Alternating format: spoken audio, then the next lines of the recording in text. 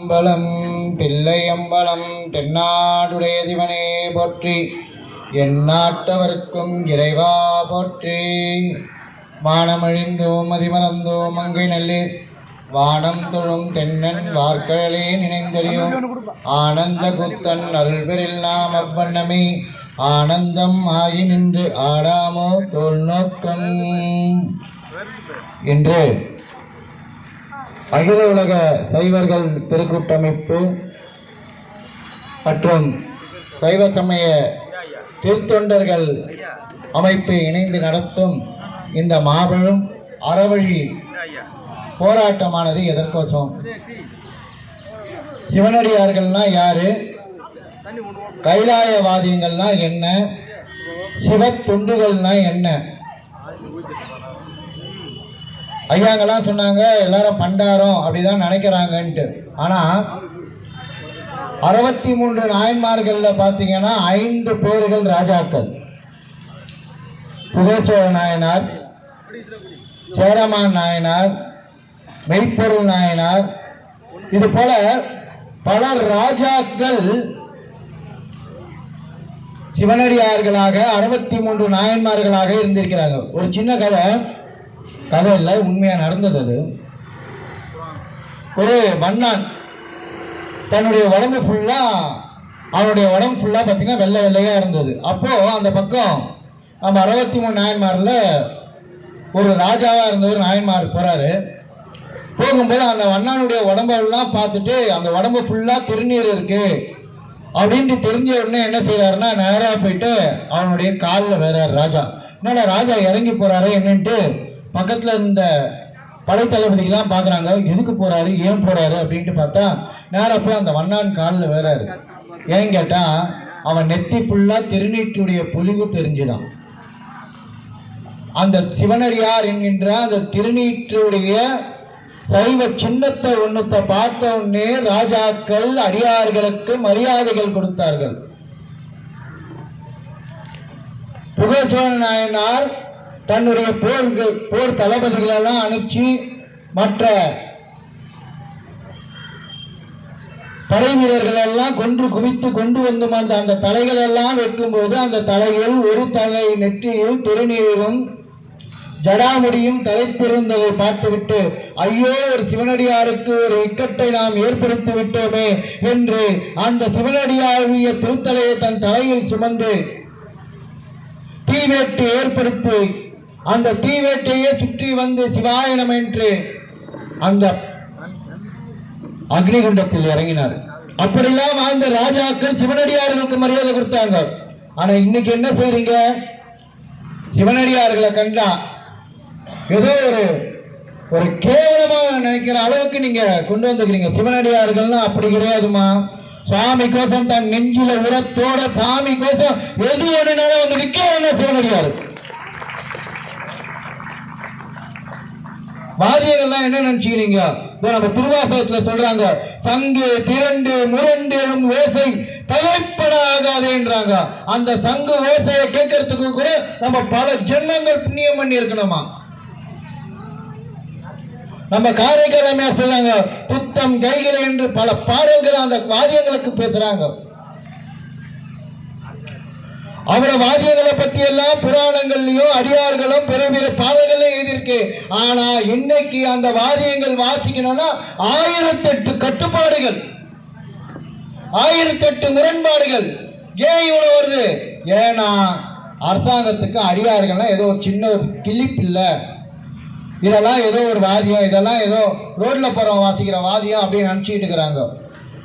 திருக்கைலாயத்துல சிவபெருமானே அப்பருக்கு பெருமானுக்கு காட்சி கொடுக்கிறார். கைலாய காட்சியை கொடுக்கும் போது, இறைவா எனக்கு கைலாய காட்சியை நீ கொடுத்துட்ட, நான் காட்சியை காண்றேன், ஆனா எனக்கு அந்த உணர்வு வரலையே பரம்பொருளே, எனக்கு அந்த உணர்வை கொடுன்னு கேட்கிறாரு. அப்படி அந்த உணர்வை கொடுக்கறதுக்கோசம் நந்தியம் பெருமானை கூப்பிட்டு கைலாயத்தில் இருக்கிற 108 வாதியங்களை வாசிக்கிறாங்க. கீழே இங்க இவர் என்ன செய்யறாரு? ஆடுறாரு, பாடுறாரு, கொண்டாடுறாரு, கைலாயத்தை விழுந்து வணங்குறாரு. அப்படி அந்த உணர்வு எங்க கிடைக்குது கேட்டீங்கன்னா அந்த வாதியங்கள்ல கிடைக்குது.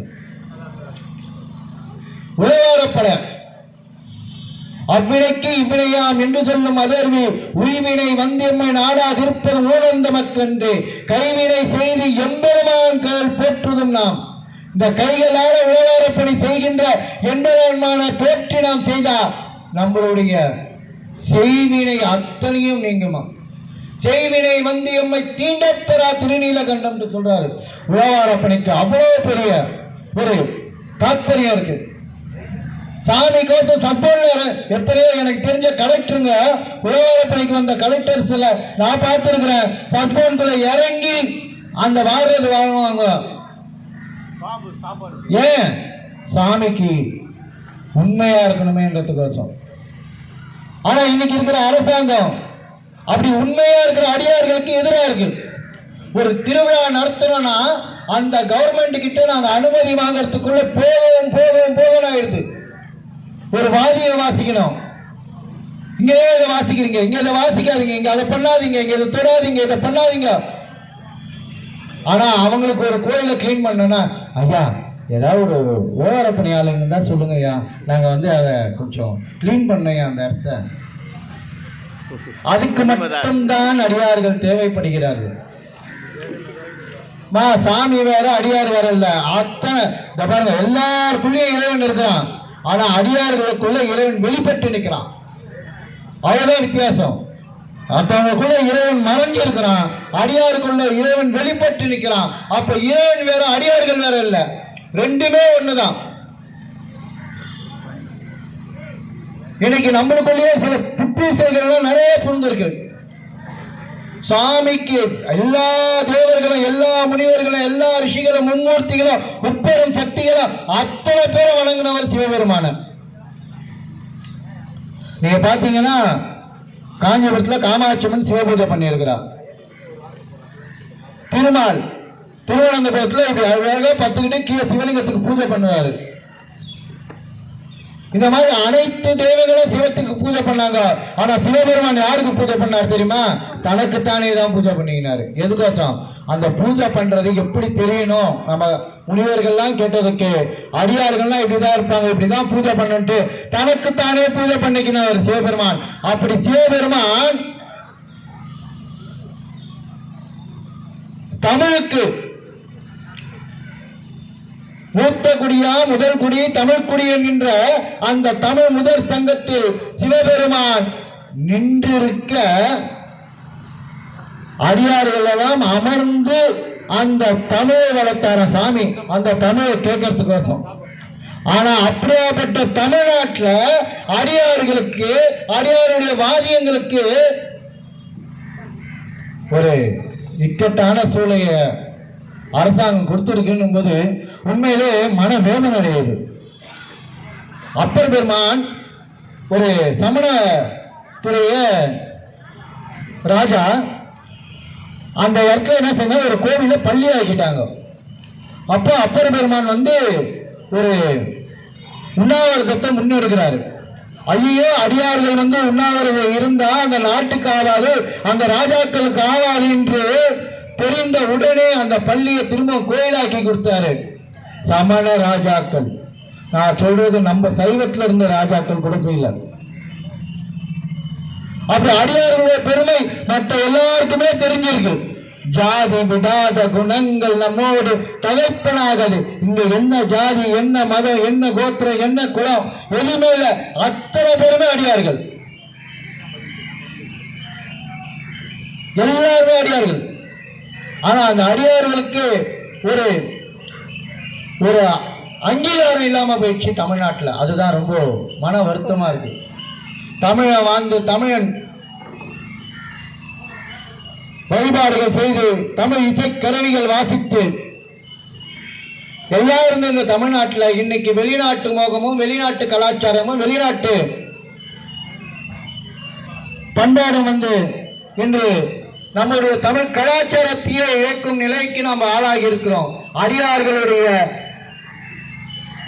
குமுறைகள் அதை எப்படி சொல்றதுன்ட்டு வெளிக்காட்டுறதுக்கு தான் இன்னைக்கு இந்த ஒரு அறவழி போட்டாங்க. இன்னைக்கு எவ்வளவு வேலை இருக்குது உங்களுக்கெல்லாம். ஆனா அவ்வளவு வேலை இருந்தாலும் இங்க வந்து அடியார்களுக்கு நாம நிக்கணுமே, நம்ம செய்யணுமே அப்படின்றதுக்கோசம் இவ்வளவு அடியார்களுடைய திருப்பாதங்களையும் இங்க வந்திருக்க. அவங்களுடைய திருப்பாதங்களை அடியேன் மனம் மொழி மெய்களால் வணங்கிக் கொள்கின்றேன். அரசாங்கத்துக்கு நான் திரும்பவும் சொல்றது, அடியார்கள்னா ஏதோ கேவலமா ரோட்ல சுத்துறவங்க கிடையாது. இறைவனை கோசம் தன்னுடைய உடல் பொருள் ஆவி அத்தனையும் பிறக்க முடிந்தவன் தான் அடியார். அப்படியாப்பட்ட அடியார்களுக்கு அரசாங்கம் ஒரு அங்கீகாரம் தர வேண்டும். எந்த திருக்கோயிலுக்கு சென்றாலும் அங்கு அடியார்கள் வழிபாடு செய்ய எந்த ஒரு இடையூறும் அவர்களுக்கு வழங்கக்கூடாது என்றும், எல்லா திருக்கோயிலும் கிடுமுழக்குகளும் திருவிழாக்களும் நடைபெறும் போது அடியார்களுக்கு அரசாங்கம் எப்படி அன்று பல ராஜாக்கள் அடியார்களுக்கு உறுதுணையாக இருந்து அடியார்களுக்கு வெற்றிகரமாக செய்து கொடுத்தார்களோ அது போலவே இன்று இருக்கும் முதலமைச்சரும் அமைச்சர் பெருமக்களும் பிரதமரும் அனைவரும் அடியார்களுக்கும் சிவனடியார்களுக்கு ஒரு அங்கீகாரத்தை வழங்க வேண்டும். அவர்கள் எங்கு திருக்கோயில்கள் வழிபாடு சென்றாலும் அங்கு எந்த ஒரு இடையூறும் இருக்கக்கூடாது. அங்கு உழவார பணி செய்வதாக இருந்தாலும் சரி, கைலாயங்கள் வாசிப்பதாக இருந்தாலும் சரி, சிவபூஜைகள் செய்வதாக இருந்தாலும் சரி, அனைத்திற்கும் அரசாங்கம் அவர்களுக்கு ஒத்துழைப்பு கொடுத்து அவர்களுக்கு சீரும் சிறப்புமாக வழிவகை செய்து தர வேண்டும் என்று மாண்புமிகு முதலமைச்சரையும் அமைச்சர் பெருமக்களையும் மற்றும் அனைவரையும் அனைத்து அரசாங்க ஊழியர்களையும் கேட்டுக்கொள்கின்றோம். நன்றி, வணக்கம். தென்னாருடைய சிவனையை பற்றி மேன்மைக்குள் செய்வநீதி, மேன்மைக்குள் செய்வநீதி, மேன்மைக்குள் செய்வநீதி. திருச்சிற்றம்பலம்.